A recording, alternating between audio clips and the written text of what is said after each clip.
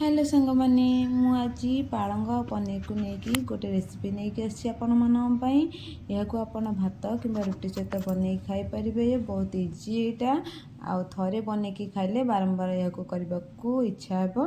मुझे से गोटे जगार गरम पानी कर पालंग आउ 3-4टा काजू 4-5टा पेस्ता बादाम पकईकी मुझे फुटे 5 मिनट तापर पनीर को क्यूब साइज कर काटी देछि। तापर एठी गोटे कढ़ाई गरम करी किछि तेल पकईकी पनीर की मो ब्राउन कलर है पर्यंत माने लाइट ब्राउन है पर्यंत भाजी देबे। भाजिकी साइड कर रखिदेबे। सेपटे पालंग शाग को मु काढ़ी देछि। सेई पानी रे गरम पानी रे मु टिके लूण पकईकी सेतिरे पनीर को पकई देछि सेटा सॉफ्ट रहबा पई।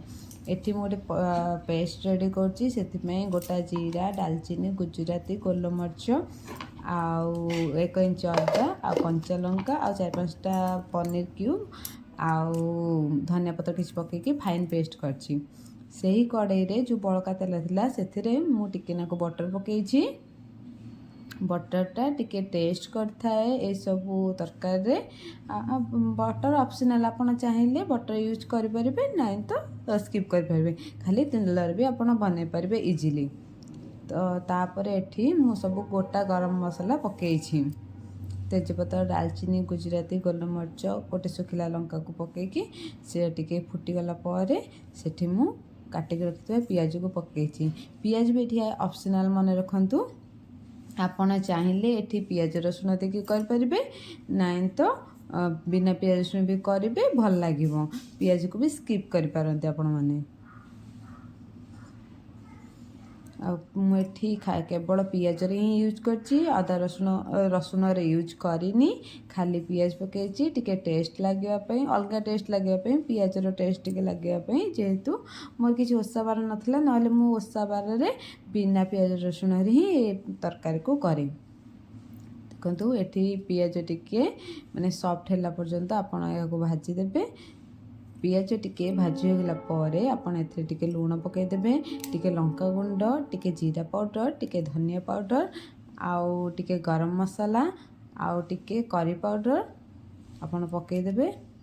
आउ गोटे मिक्स पाउडर आछि किचन किंग मसाला ताको भी यूज कर परिबे। मोर जेहेतु नथिला मु ए धनिया पाउडर जीरा पाउडर और करी पाउडर लंका गुंड देके करिछि आउ टिके हळदी गुंड। ए मसलाटा टिके भाजी देबे टिके तेल छाड़ी आसला परे तापरे आपण कर रखिथिबा से जो पेस्ट को पकई देबे। एबे देखंतु मु ताको भलो भाबे मिसई देछि तातरे भलो भाबे कसी देबे टिके नाको कसी देले आ जो टिके टिके पालंग सागर माने कंचा स्मेलटा थाए सेटा पड़ाए आउ भल लागे तरकारीटा भल लागे।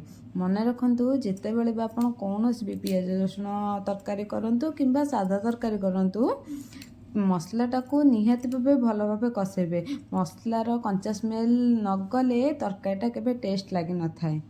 सेतिपई तार कलर चेंज होला पर्यंत और तेल छाड़िबा पर्यंत कसेबे। मु एठी ताको भल भावे कसी देछि। एठी हमर मसला पूरा रेडी हेछि। तापरे मु ग्रीन मटर किछि भी से पानी रे गरम करी फुटेक रखिथिली ग्रीन मटर आउ एठी पनीर क्यूब को मु से पानी रो छाणी की पके देछि एठी जेमती कि पनीर भितर को मसलार स्मेलटा जीव। तापरे मु एठी किछि किसमिस रो भी यूज करछि। किसमिसटा भल लागे खाइबा पई माने पनीर सहित किसमिस रो कॉम्बिनेशनटा बहुत बढ़िया। तो मु किछि किसमिस रो भी यूज करछि एठी। एबे सब को मिसई देबे तापरे 5 मिनट पर्यंत फुटिया को छाड़ देबे। मु एठी किछि गरम पानी देछि से जो थिला गरम पानी से गरम पानी को ही यूज करी। तापरे मु सेथिरे किछि काढ़ी रखिଥିବା କ୍ଷୀରର ऊपर सरटा बा मलाईटा को पकईछि सेटा तरकारी माने क्रीमीनेस दिए आउ टिके भल लागे। मु बिना पियाज रसुण तरकारी सब बेले से ऊपर सर को यूज करथाए।